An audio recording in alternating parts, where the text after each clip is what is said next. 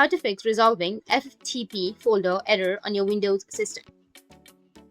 If you want to resolve FTP folder error on your Windows system, then just watch this video. So if you're getting the error of Windows cannot access this folder or FTP folder error, then ensure you type the file name correctly and have permission to access the folder. A connection with the server could not be established. We were trying to access our phone storage using FTP and we received this error. Let's try to resolve this. For that, we need to search for turn Windows features on or off. It contains a list of Windows features that can be enabled or disabled. This is the list here. We will enable the Net Framework 3.5 and expand the option and check the expanded options as well. Next, we will expand the second option as well.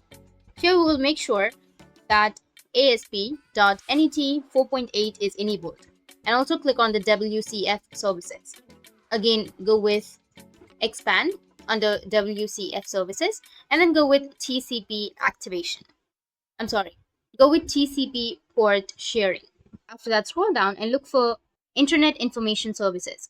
Make sure that it's checked and then we will expand it and we will click on the FTP server.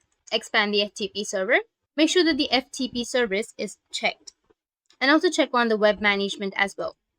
Now you need to go with OK and it will ask for downloading some files. We will select the option to let Windows Update download the files for you. It is now downloading the required files. It might take maybe 10 minutes. Once done, you can close it and try to access your phone's internal storage. And this time we will be able to access it without getting the FTP folder error.